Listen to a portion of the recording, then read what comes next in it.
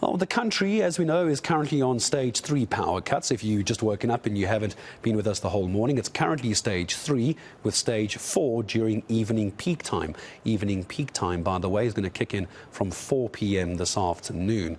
Now, as part of a plan to resolve this crisis, 3 wind energy plants are being built. Energy Minister Gwede Mantashe signing those deals last week. Let's bring into the conversation Tshepo Kgadima is an energy expert, back with us once again on eNCA. Tshepo, good morning. Good to have you back on the show. Really appreciate your time. First of all, let's just talk about these IPPs, these contracts that were signed. It's all good and well to have all the dignitaries out signing these contracts, but I get a sense, Tshepo, it's not going to make much difference in the short term. Good morning.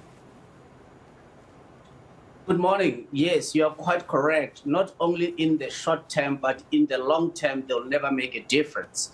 In the first instance, we have to remember that any intermittent energy source, the so-called renewable energy sources, which is wind and solar, they require 100% backup from a baseload power source.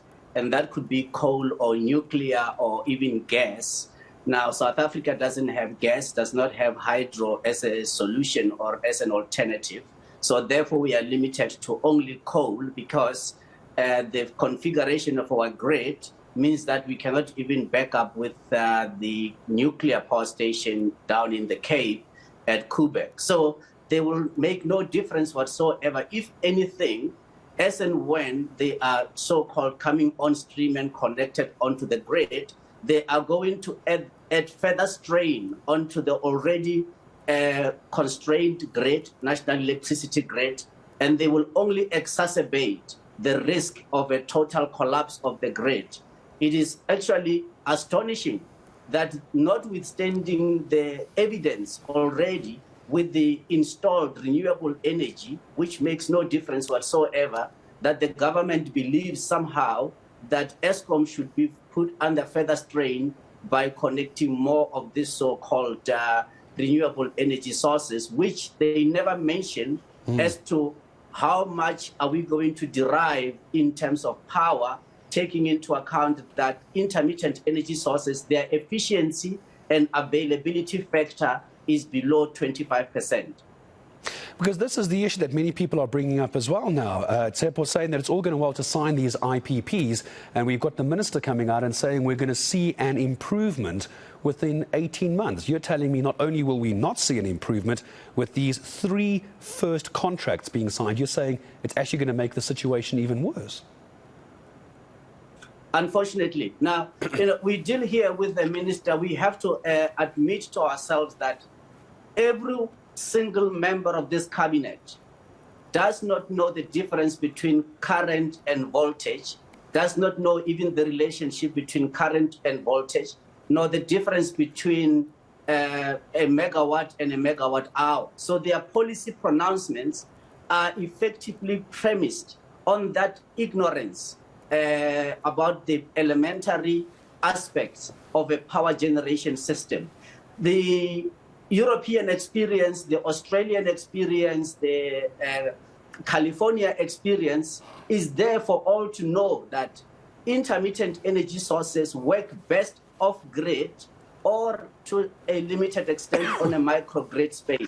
You can't put an intermittent energy source onto a high voltage grid such as the one operated by Eskom and believe that the grid will remain stable. If anything, you are imperiling the grid. You are putting the grid under a great deal of strain. So what we are going to see, we are going to see a Eskom that continues to burn more diesel in order to back up this so-called renewable energy sources on the one hand. On the other hand, we are going to see a Eskom that continues to hemorrhage a lot of money purely because every single so-called intermittent energy source that they procure or buy and pay for is redundant. It is not usable by anyone just purely on the basics of requiring 100% backup. And that 100% backup, when you are using a coal-fired baseload power station, you are effectively having to run that on a 24-hour basis.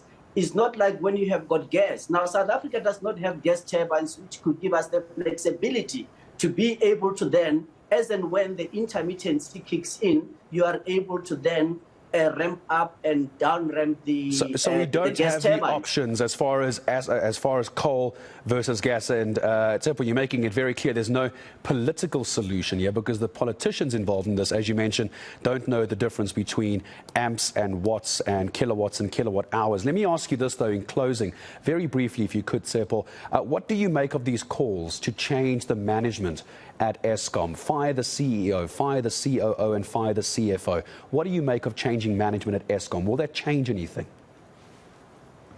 That is a long-standing call that I have made, that fire not only the minister, fire the board in its entirety, fire the top managements in their entirety, get management that knows the elementary aspects of power systems, but know the business of energy generation. And if you hire such persons, they will then bring on board immediately, return to service the 15,000 megawatts of units that have been mothballed, because that's really where the source of our problems are. You need to return to service the 15,000 megawatts, but employ or deploy very immediately higher efficiency, lower emissions, clean coal technologies, which in the next 2 years, we can see 9,000 megawatts added onto the grid for no more than 50 billion rand capital expenditure. This is what needs to be done in order to bring to an end once and for all the bane of rolling blackouts. Well, we'll wait to get reaction as well to more calls for the Eskom CEO and management to step down. But Tshepo Kgadima is certainly one of those proponents who believe it's the way to go. Tshepo, thank you very much indeed for your time. Energy expert Tshepo Kgadima joining us here on eNCA.